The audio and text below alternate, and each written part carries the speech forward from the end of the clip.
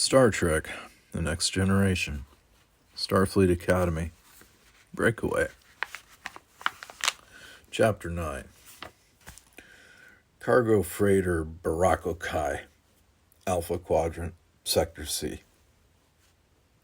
Everything depends on timing, Vanden told the group.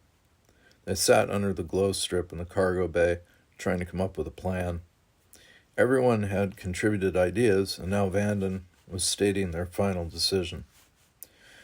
Okay, so we'll split into two teams. Team 1, and he pointed to himself, Auburn, and Deanna, will head for the bridge. If we're lucky, most if not all the pirates will be in there. We'll bring down the blast doors, lock the pirates inside, then cut power to the bridge systems. Bye-bye, Orion threat. Auburn nodded approval of the summation thus far. She had wisely allowed Vanden to take the floor. After all, it was impossible to shut him up. But she interjected comments or questions, pointedly maintaining her authority over the team. Deanna admired the tactic.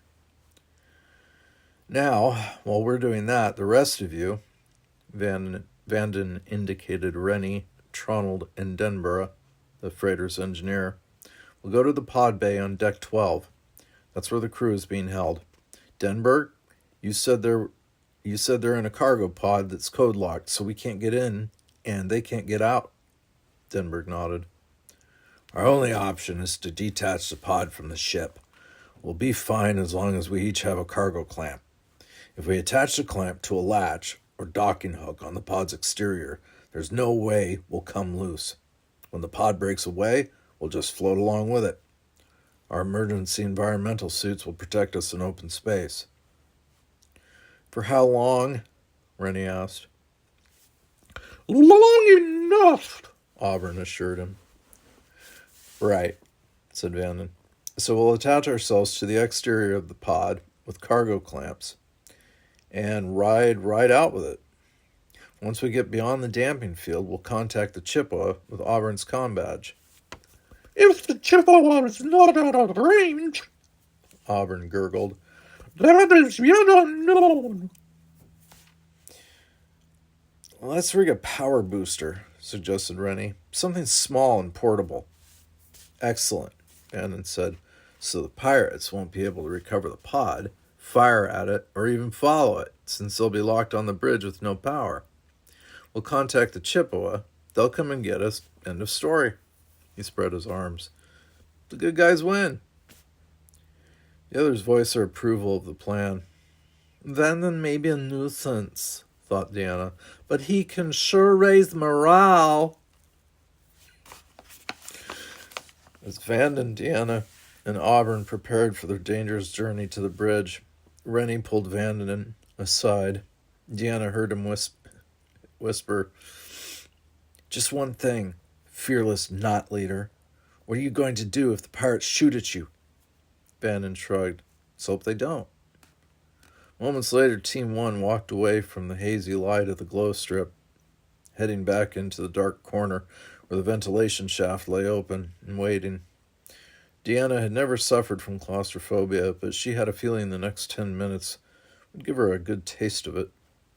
Crawling through the shaft wasn't as bad as she expected, but it was still difficult.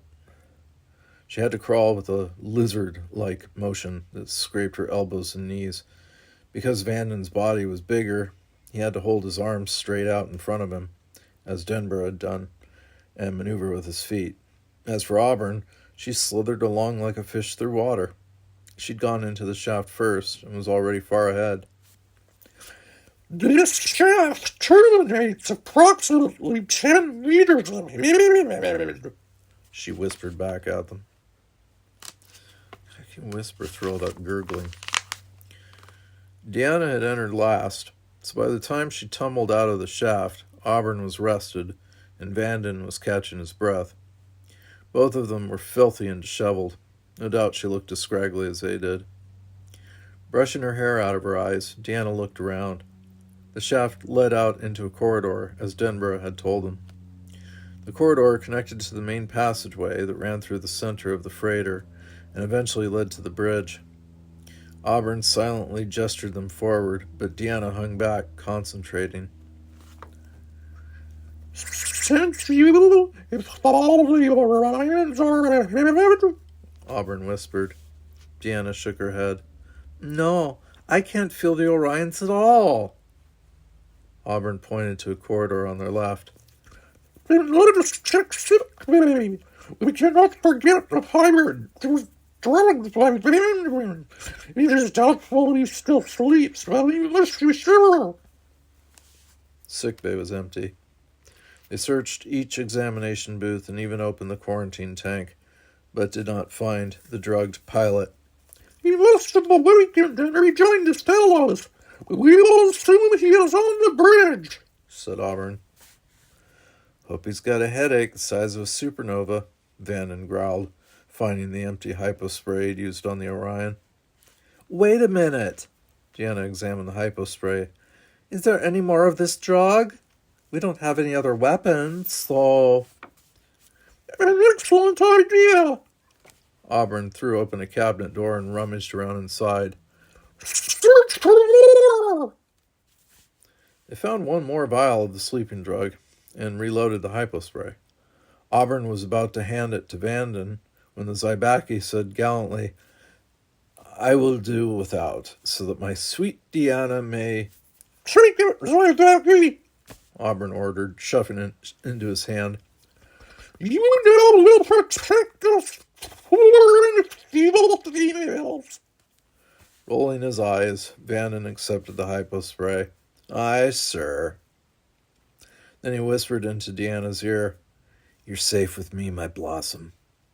Funny, she replied coolly. I feel just the opposite. That's what I adore about you, Vanden purred. You've got spunk. Now it was Deanna's turn to roll her eyes. She followed Auburn out of sickbay. When they reached the bridge, the main door was closed. Good, Deanna thought. They won't be able to see us, and if we're quiet, they won't hear us. Auburn looked at her and tapped her forehead. Deanna concentrated for a moment and shook her head. Vanden mouthed, All guard! And took position right outside the closed bridge door. As Auburn slowly, quietly opened the control box several meters away. Deanna was relieved to find that she understood the maze of wires and circuits in the control box. She pinched an impossibly thin, delicate blue wire, indicating that she believed it was part of the blast door controls. Auburn nodded agreement and traced the wire to its connection point within a bundle of other wires. They all merged into a thick insulated cable that disappeared into the bulkhead, where it eventually ran all the way to the ship's main computer. Before pulling the wire, Auburn and Deanna both looked over to Vanden for an all-clear sign. What they saw shocked them. Vanden's hand was poised to activate the bridge doors. Before they could utter a sound, he slapped the control touch plate. The bridge doors sprang apart, and he leaped through, brandishing the empty phaser he'd gotten from Denborough. Auburn hissed. From her angle, Deanna could no longer see Vanden, but she knew what he was trying to do. Okay, Orion scum, throw down your weapons, came his voice, brimming with authority and confidence. You're surrounded. Barely were the words out of his mouth when the shrill whine of an Orion disruptor split the air. Vanden screamed, then his voice simply stopped. Something thudded to the floor, and Denborough's phaser and the hypospray skittered out the door and into the corridor. No! Deanna cried. Auburn yanked the blue wire free. The control panel sparked and the bridge doors slammed shut, but not before one Orion slipped through. He glanced behind him to see the blast doors slam down over the main doors, separating him from his comrades. He raised his disruptor. Shikilutse! He yelled at Deanna. Then he fired. Deanna threw herself to one side as the disruptor beam sliced through the air, just inches past her shoulder. Behind her, part of the bulkhead exploded. When she looked up, the Orion was aiming at her again, his yellow teeth bared, but he never fired. Like a furious tiger, Auburn leaped on him. The Orion obviously hadn't expected such an aggressive act from a female. He went over backward, and Auburn pinned his arms down, her body slim and fragile looking next to his stocky bulk. Deanna was amazed at the Ichthian strength. Though the pirate tried madly to throw her off, he couldn't do it. Deanna grabbed her chance. Like an old-time baseball player diving for home, she launched herself at the fallen hypospray. Through his struggles with Auburn, the Orion saw what she was going for and tried to grab the hypospray first, but Deanna beat him to it. "Take that!" she cried, pressing the instrument in against his arm. One quick hiss and the Orion's body went limp. He began to snore. Auburn scrambled to her feet. "Bloody stinks!" she panted. "Let us go!" Only then did Deanna hear the electrical whine of a cutting tool on the opposite side of the bridge doors. A small, glowing yellow spot appeared in the center of the door and began to grow. "Surely they're cutting through! We must hurry!" "But the bridge power!" "No time!" Auburn said. "We must go now!" Deanna glanced at the phaser lying on the deck. "Vanden!" But Auburn just grabbed her arm and pulled. Deanna had to take a step to keep from falling. One step, another step. In seconds, she was running down the corridor as fast as she could, barely keeping up with Auburn's swift pace. Deanna expected to hear the Orion's footsteps behind her at any moment, but she knew it would take them a long time to cut through the blast doors. She and Auburn made it to the pod bay without mishap. "We have failed," Auburn panted to the others gathered there. "He tried to bluff the Orions," Deanna added, gasping for breath. "He's dead, and we didn't have time to shut off the bridge power." Tronald and Rennie froze in shock, but Denborough simply reported, "The pod is ready for launch, but we have a little problem. The Orions have taken the environmental suits." "What?" Deanna cried. "Don't panic," Denborough went on. "They missed one storage locker, and there are 4 suits in there." "But there are 5 of us," Deanna's brain shrilled. Before she could say it out loud, the ship's computerized emergency klaxon began to wail. "Emergency alert. Emergency alert," intoned the computer's bland, impersonal voice. "All personnel to emergency evacuation stations. Ship-wide decompression commencing in 4 minutes.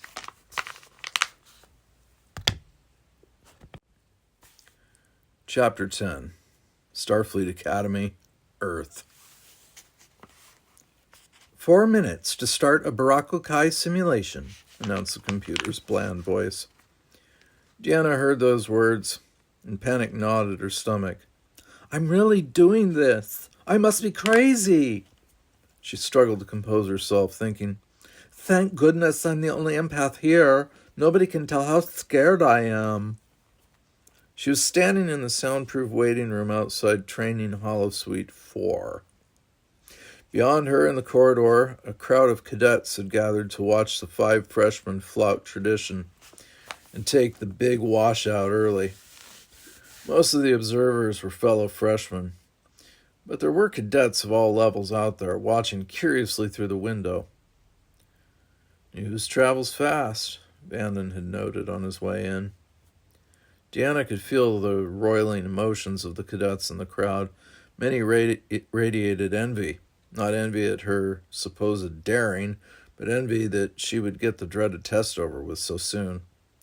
Most of the upperclassmen thought she was foolish, but a few of them were actually jealous. "I'd have taken it early, too, if I had known I could," one junior had told her. "Perhaps so," Deanna thought, "but probably not. They all think I'm doing this to show off. At least Commander Gold understands my reasons." And she doubted very much if he'd let any other freshman follow in her footsteps, not without equally good reasons. Deanna glanced at her teammates, who all wore the same test uniform she did. "Whatever the scenario is, we're all ensigns in it," she thought, absently fingering the single pip at her collar. Each team member also had a tricorder and phaser. "What's going to happen to us in there?" Auburn looked as if the mystery didn't interest her. She just stood calmly waiting for the holosuite doors to open. Vanden's lips curved upward ever so slightly, as if he looked forward to the test, but was trying not to show it. Rennie, who'd finally decided to take the test when Campus Opinion had dubbed Deanna's team the Sizzlin' Red Hots, was chewing his lower lip nervously, and Tronald, who decided to come because he said, "I'm a lot more adventurous than you think I am," stood to one side, trying desperately not to tremble. They were all lucky. They couldn't emphatically feel the crowd outside. Only Deanna could. Emphatically. Empathically. Empathically. And she could feel her teammates' fear as well. Yet, despite that fear, she sensed a firm conviction in each of her comrades. "They're ready," she thought with an unexpected sense of pride. "We're ready." "I'll go in first," Vanden told the group in a quiet voice. Rennie shot him a look. "Geez, you still trying to play fearless leader?" "He's been studying Kirk's command records again," Deanna whispered. Vanden refused to be baited. "Hey, study the best to be the best. Beautiful." Deanna bristled. If Vanden had just made his remark, she would have been able to let it go, but his constant use of beautiful and pet and all those other names was becoming tiresome. She opened her mouth to retort, but then a cool hand touched her arm, and she turned to find Auburn gazing intently at her. The Ichthian removed her hand without speaking, but Deanna got the message. "Auburn's right. It's not my job to teach Vanden a lesson. Life will do that for him eventually." The holosuite doors shoofed open.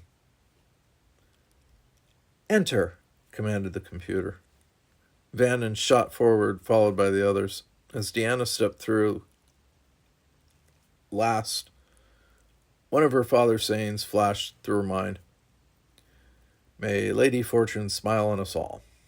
Deanna found herself standing on the bridge of a starship. She studied the new surroundings quickly, trying to glean as much information as possible before the action started. "This is the Miranda-class starship," she thought. "Small, crew complement of 320, introduced in the late 23rd century. She glanced at the ship's dedication plaque. USS Chippewa. There was no such ship in the fleet, past or present. This scenario was going to be made up, then, not based on a historical event. The ship's captain rose from her command chair as the test team entered. Raising her head slightly, she said, "Transport room, are you standing by?" "Aye, transport room standing by, Captain Tallarday," came a male voice over the intercom. "Tallarday is an imaginary captain as well," Deanna thought. Tallarday faced them. "This is a rescue mission, people. We've intercepted a distress call from the freighter Borroco-Kai, a multi-species ship with Alpha Centaurian registration. We have no idea what's happened to her, but sensors show hull damage. Let's presume there are casualties aboard, probably a variety of species." She glanced at Tronald. "Stabilize the injured for immediate transport to our sick bay." Her gaze shifted to the rest of them in turn. "Find out what's going on over there, and be quick about it. If the Borroco-Kai was attacked, we could be a target as well." She pointed. "You're in charge." Puffing out his chest and radiating ego, Vanden started to step forward. "Ensign Ditchika," Tallarday finished. Vanden froze. Deanna felt his ego deflate like a pricked balloon. "I'm sure," Auburn bubbled to Tallarday. The captain nodded curtly and took a step back. "Stand ready, team. We'll transport you immediately site to site. Transport room? Energize." Lord. Ugh. Yeah, goodness gracious. The shimmer of a transporter beam appeared around them. Deanna had certainly used a transporter before, but this was her first journey into the unknown. May Lady Fortune smile on us all, she thought again, as the bridge faded away. Good enough for today.